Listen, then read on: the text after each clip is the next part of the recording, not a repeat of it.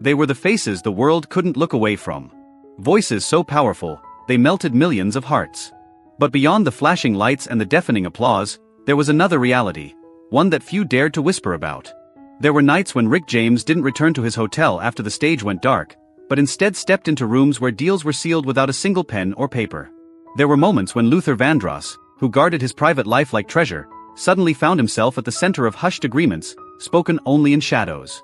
And there were others, stars whose images seemed flawless, yet their stories were only ever told in half-truths, their secrets tucked away behind carefully closed doors. This isn't just a tale about music. It's about survival. About the hidden price paid for a taste of immortality. Because once some doors are opened, they can never be shut again. And what lies behind them will forever change the way you see these legends. So before we step into this uncharted darkness, where secrets beat louder than the music itself, make sure to like and subscribe, because the journey ahead is one you won't want to miss. Marvin Gaye didn't step into late 60s Los Angeles as a star. He arrived as a man running from his failures in Detroit, pockets nearly empty, his voice still too small to cover the rent. The city was ruthless. It didn't care about his Motown dreams. It didn't care whose songs he had sung. Under the glow of lonely neon lights, doors opened, but not from record labels. These were invitations from people who didn't want his music, but his company. It wasn't a career. It wasn't love. It was survival, stripped bare. An old bandmate once recalled it without flinching. He had these strange appointments with older fans. They paid to be near him. Marvin, dressed in a worn suit, would walk into the penthouses of men and women much older than him, carrying with him the stale smell of cigarettes and the sweat of cheap rehearsal rooms. Every smile, every gesture, every moment had a price. And though he never admitted it, he knew exactly what he was selling. Just enough of himself to buy another day before eviction came knocking. The cruel irony was this: on stage, Marvin was a god of charm, the prince of Motown, dazzling crowds with the illusion of having it all. But in the shadows, he was just another young black man, negotiating survival in a world where money decided who was worthy of affection, who was allowed to exist. He sang of free love beneath spotlights, while in his private life he signed invisible contracts with those more powerful, more privileged, just so he could keep singing. Rumors of those nights never truly disappeared. They hummed beneath his career like a hidden bassline, only noticeable to those who listened closely. To most fans, songs like Let's Get It On or Sexual Healing sounded like hymns to pleasure and liberation. But to those who knew Marvin, they were also cries for help, a man who had once given intimacy away because he had nothing else left to trade. Marvin never confirmed the whispers. Maybe he knew the truth would only be twisted. Maybe he'd simply learned to bury that past beneath the blinding halo of fame. The public saw only the white suits, the smooth dance steps, the smile that made thousands swoon. But those who had seen him up close remembered the other Marvin, the one who sat alone with a drink, waiting for the phone to ring, then rising as if called to another performance he couldn't refuse. The tragedy wasn't only that he sold pieces of himself. It was that the man who sang of love with unmatched tenderness had been forced to treat love like currency. Some nights he walked away with his pockets heavier, but his heart emptier. He understood the imbalance, that his race, his background, his vulnerability made him easy to use, a novelty for those who could afford it. When fame finally found him, those nights were no longer needed to survive. But they never left him. They lingered in the way he bent a lyric, in the distant look that sometimes crossed his face on stage. Marvin Gaye became a legend, yes. But that legend was built not just on timeless hits, it was built on nights no one wanted to talk about. Nights where he carried both light and darkness, sweetness and pain, power and fragility. And that contradiction lived inside every note he ever sang. Rick James never apologized for being Rick James. Under the stage lights, he carried himself as if the entire world existed for his performance. That was the Rick James of the 80s, the wild funk king in sequined outfits, belting out Super Freak, while owning every room he walked into. But before he ruled the dance floor, he was just a hungry newcomer drifting through high society parties. Back then, he wasn't the star of the night, he was the entertainment menu. The whispers moved through the music scene like cigarette smoke in a locked room. Rick didn't just play music, he stayed after the music. In Beverly Hills mansions where liquor poured like rivers and funk never stopped playing, he became the guest you paid extra to keep. He'd show up with nothing but his guitar, a handful of songs, and that dangerous smile that seemed equal parts charm and warning. More than once, a party host leaned in and whispered, "Stay a little longer and you'll be taken care of." Rick knew exactly what that meant, and unlike others, he never walked away. For him, every connection was a potential doorway into the world he was desperate to break into. What makes his story unforgettable isn't just the transactional nature of those nights, it's how he owned it. He didn't deny the smoke, the liquor, or the cash slipped into his pocket at dawn. He turned it into fuel, into raw stage energy. When he shouted, "Give it to me, baby!" on stage, the crowd thought it was just a lyric. But for Rick, it was also an echo from those hidden rooms where only the wealthy few knew the truth. A fellow musician once recalled seeing him stumble out of a party as the sun came up, shirt unbuttoned, pockets stuffed with money, and a brand new melody on his lips. Asked about it, Rick just shrugged, "Everyone's got a price. I just know how to bargain better than most." What sounded like arrogance was really his confession, a survival tactic in an industry that gave nothing for free. At those parties, he wasn't just another unknown musician. He was the fire in the room. The spark that made the rich feel reckless, young, and untouchable again. They paid for that feeling, and those payments became his tickets to record deals, collaborations, and fame. Rick's genius was that he never buried this past.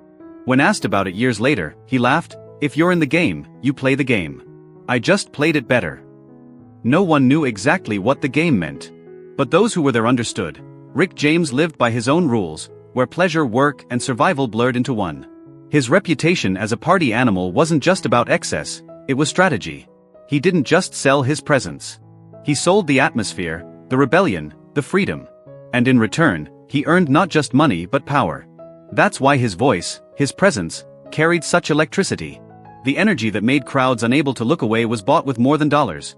It was bought with nights where Rick James gambled everything and walked away with both the cash and the crown. Teddy Pendergrass didn't begin his journey under the spotlight, but tucked away behind a drum kit. As the drummer for Harold Melvin and the Blue Notes, he sat in the shadows, drenched in sweat, driving the rhythm while others soaked up the applause. But away from the stage, another story lingered, a whispered tale in the bars, studios, and late-night gatherings of Philadelphia's music scene. Long before his velvet voice carried him to the front of the microphone, rumors claimed Teddy had already learned how to survive on more than just his drumming skills. A former studio manager once remarked, he always knew how to please the VIPs. To some, it sounded like a professional compliment. To others who had seen it firsthand, it meant something else entirely. The whispers painted Teddy as more than just a musician. He was a tall, magnetic young man with a smile that could disarm anyone, and a gaze impossible to look away from. Allegedly, wealthy patrons extended private invitations, offering enough money to cover rent, a hot meal, or simply to keep the lights on for one more week.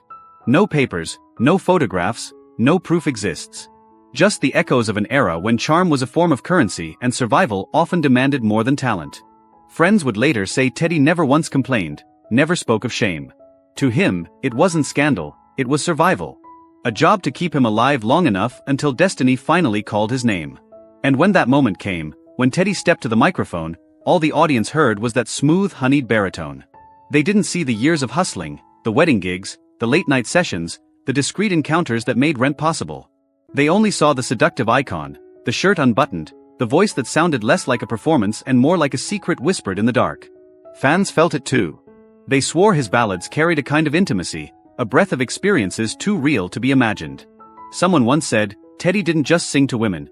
He sang like he had already been there in that room with the lights low. A casual comment, but eerily close to the whispers that had followed him since the beginning. Whether those velvet deals truly happened or not, they became part of his myth.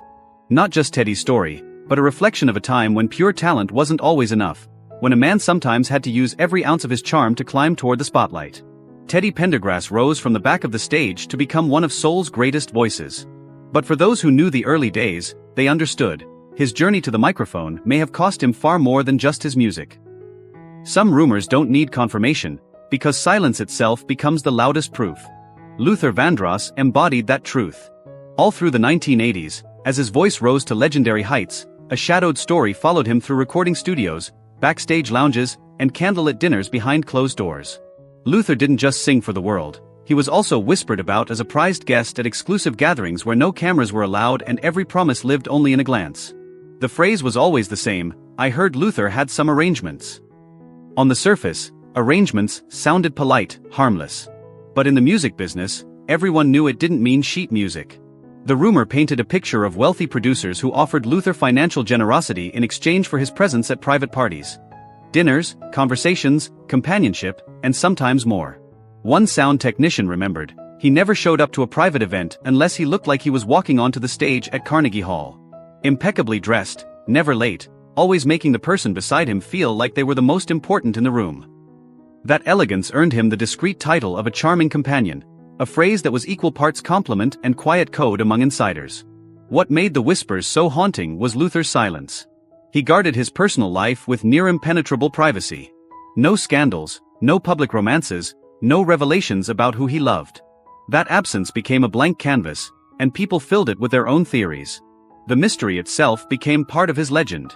Many fans believe those secret experiences bled into his music. When Luther sang "A House Is Not a Home" or "Never Too Much," his voice carried warmth, devotion, but also a quiet ache, like a man singing of a love that could never live in the light. One critic once wrote, "Luther sang love songs the way a man sings when he knows love is a private contract, not a public declaration." The line never named the rumors, but it captured the spirit of what people always suspected. No one knows if those arrangements were ever real. But maybe that doesn't matter. In an era when black artists had to fight for every opportunity, sometimes charm and discretion became survival tools as powerful as talent. Luther became immortal not only because of his golden voice, but because he mastered something rarer, the art of silence. And often, it was that very silence that lingered like a melody, echoing long after the music stopped. Some people are born to shine under the stage lights, but what most don't see are the years spent wandering through life's dim backstreets before the spotlight ever found them. Billy Preston, lovingly dubbed the Fifth Beatle, was one of those stories. The world remembers his radiant smile and the way his fingers danced across the keys as if chasing the wind.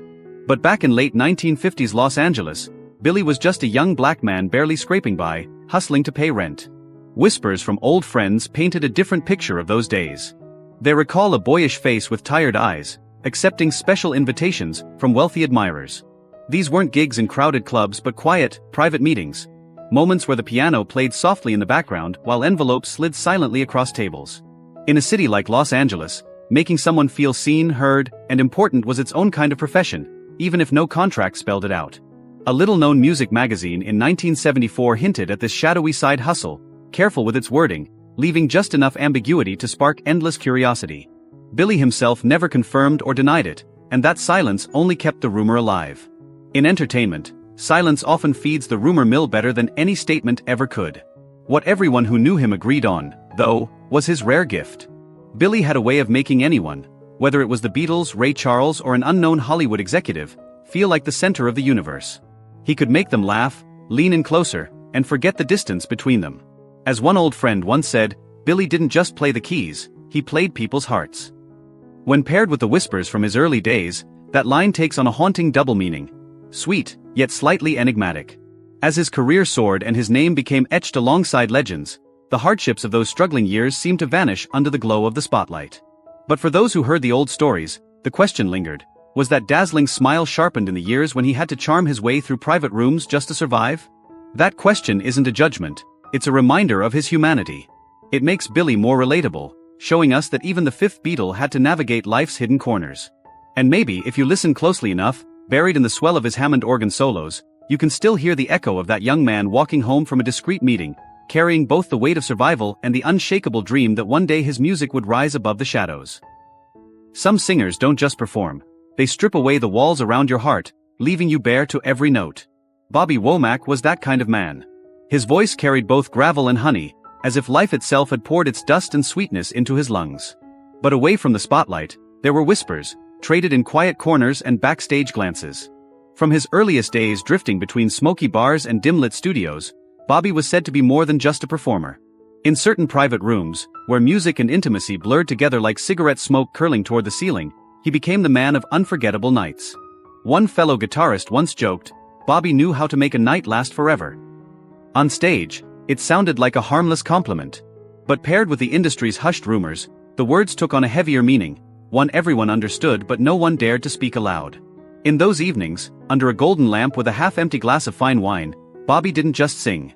He convinced people that, for those fleeting hours, the world belonged only to them. Coming from the poverty-stricken streets of Cleveland, Bobby knew too well the ache of being overlooked and hungry.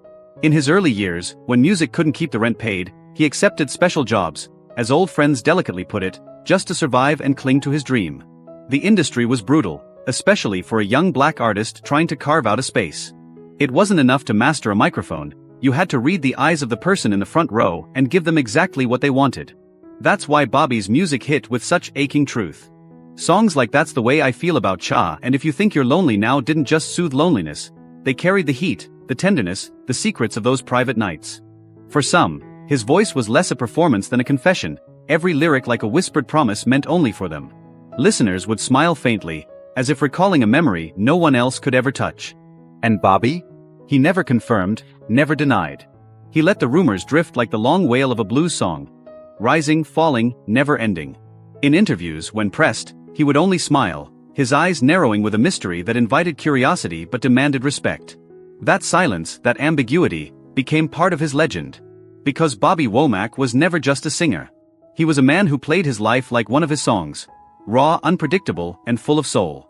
Some verses belonged to the stage, others to rooms no one else would ever see. And that, perhaps, was the true rhythm of his story. Johnny Gill wasn't just another fresh face when he stepped into the spotlight.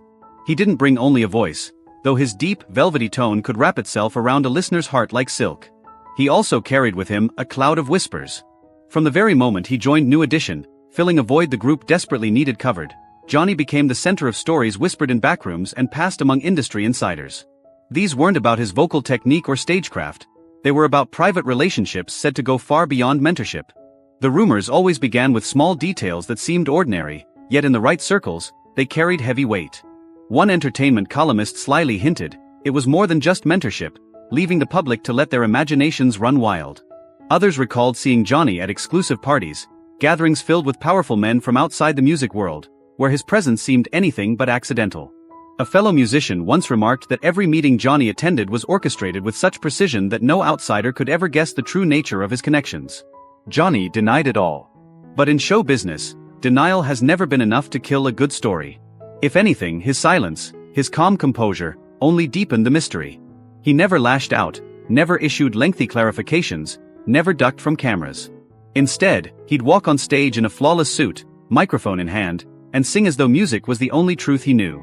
Ironically, it was those very songs that kept the whispers alive. Each soulful ballad, each gaze held too long, each carefully timed pause. Some swore it was a silent confession. They believed only someone who had lived through complicated, unspoken nights could pour so much tenderness and fragility into his sound. Behind the curtain, the stories grew. Crew members whispered about secretive appearances at private events. Never concerts, but intimate evenings for the elite, where Johnny's presence alone carried value. Payment was never discussed, but everyone understood that in such rarefied spaces, charm and discretion were worth more than gold. To the public, these events were invisible. What trickled out were second-hand accounts. Johnny as the perfect companion, graceful enough to elevate a room, discreet enough to never shame a host. For a young artist trying to secure his place in a legendary group, building powerful connections wasn't unusual. But Johnny's story was painted in shades of mystery that blurred fact and fiction.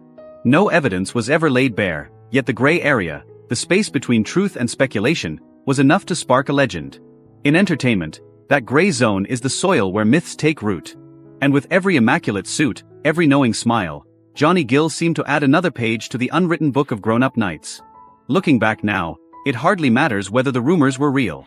They became part of Johnny's image, a reflection of an era when Black R&B singers weren't just fighting for their place on stage but were also navigating a dangerous maze of power, relationships, and survival. Johnny walked through that maze with elegance, leaving behind whispers that still linger today, like a chord unresolved, echoing long after the last note fades. Billy Paul never walked onto a stage as an innocent man. Long before the world sang along to Me and Mrs. Jones, he carried in his eyes a depth that spoke of nights few dared to whisper about. Rumor had it that before fame crowned him, Billy moved in the shadows as a companion to high society women. Ladies who knew what they wanted and were willing to pay dearly for it. It sounded like urban legend, but in Philadelphia at that time, discreet arrangements between ambitious young artists and the wealthy elite were far from rare. A veteran Philly DJ once leaned in close, lowering his voice as if the walls themselves might betray him. Billy was kept to sing, but not for everyone's eyes. The sentence trailed off, leaving enough darkness for curiosity to wander. Behind closed doors, there were private parties. No cameras, no reporters. Just red wine, soft golden light, and a voice smooth as silk threading through whispered conversations. That image clung to Billy's name, though he never confirmed it, never denied it. The irony was undeniable. The very song that shot him to the top, Me and Mrs. Jones, told of a forbidden affair, secret meetings, emotions too raw to be shown in daylight. And when Billy sang, it didn't feel like performance. It felt like memory. Fans couldn't help but wonder, was he singing about more than someone else's story? An old friend remembered how Billy, in his younger days, performed in small clubs, slipping out only after midnight. A sleek car would be waiting, destination unknown. By morning, he'd return with a smile no one could read. For a struggling black singer in a ruthless industry, those late-night rides may have been the price of survival, the only way to fuel both his dream and his next meal. Billy Paul embodied a dangerous charm, elegant yet rebellious, polished yet mysterious. In an era when black artists had to claw twice as hard for every opportunity, making use of hidden doors and powerful patrons wasn't scandal, it was strategy. And if those doors opened into velvet-lit rooms with worldly women, Billy knew how to make the most of it. The truth? It lives only with those who were there. No photos. No contracts. Only memories, whispers, and half-finished stories. But it was that very absence of proof that kept the fascination alive. Billy never wasted breath denying rumors. He let the music carry the weight of mystery, his voice fusing with the legend until the two became inseparable. Today, when the whispers resurface, they are no longer scandal but part of the Billy Paul myth, impossible to prove, impossible to erase. They echo an era where ambition, desire, and unspoken agreements wove the hidden road to fame. Billy walked that road with eyes wide open, willing to pay whatever price was demanded. Because sometimes, to stand beneath the bright stage lights, you first have to endure the soft golden nights the world will never truly see. Fillmore Slim never hid in the shadows, and he never ran from the spotlight either. He walked boldly beneath the flickering neon signs, saying out loud what most only dared to whisper. His past was etched in long nights, private arrangements, and the hot asphalt streets of the West Coast. To many, he was the godfather of West Coast pimps. But for Slim, that wasn't a burden, it was a brand, a kind of living art he had mastered. Unlike others on this list who lived behind rumors, Slim's story was real. He once ran a network of companion services, even stepping into the trade himself before eventually shifting his focus to music. In one interview, he put it plainly, "Music and the streets were my two loves." That single line could have been the chorus of a blues song, raw, painful, and fearless in its honesty. Slim never denied his past because he knew it was the very fire that forged the soul in every note he played. Back in the 60s and 70s, San Francisco's Fillmore district was its own universe, the birthplace of soul, blues, and R&B, but also a hub of hustlers and deals in the shadows. Slim lived at the crossroads of both. By night, he stood on stage, guitar in hand, filling small bars with sound. But when the lights went down, he often slipped into back rooms where words were few and business spoke for itself. What set Slim apart was how seamlessly he fused those two worlds into one persona. When you hear him sing, you can almost taste the grit of the streets in every word, yet feel the finesse of a man who understood the art of pleasing a crowd. He often said the streets had taught him how to read an audience, when to turn up the heat, when to slow it down, and when silence spoke louder than any lyric. While many artists tried to bury their past, Slim wore his openly, using it to sell records, tickets, and more importantly, authenticity. He didn't sugarcoat it, didn't turn it into a sob story. He just told it straight, and that honesty gave him a credibility no one could fake. Audiences believed him because they knew every note came from a life truly lived. Even after he left the streets behind to focus on music, Slim carried that signature style, the sharp suits, the wide-brimmed hat, and a smile equal parts charm and mischief. His career stretched across decades, but the legend of his hustler years never faded. Instead, it became the background color of his blues and R&B, making each performance rich with the flavor of survival. Fillmore Slim wasn't the kind of legend polished to please the public. He was the raw product of an era, a city, and a lifestyle where music and survival walked hand in hand. And it was that unflinching honesty, his courage to transform dark nights on the street into part of his legacy, that made him the perfect final chapter in this story. Because behind every great R&B legend lies more than music. There are struggles, sacrifices, and choices between survival and dreams. These hidden stories remind us that fame is never as simple as it looks. And maybe that's why they move us, because they show us the humanity behind the spotlight. So if Fillmore Slim's story touched you, don't forget to hit that like button, drop your thoughts in the comments, and subscribe for more untold tales from the world of music. Because at the end of the day, music isn't just about melodies, it's about the lives, the battles, and the truths behind every note. Thanks for staying with us until the very end. If you enjoyed this, make sure to subscribe so you won't miss any of our daily stories. And now, check out some of our latest videos popping up on your screen. Goodbye, and we'll see you in the next one.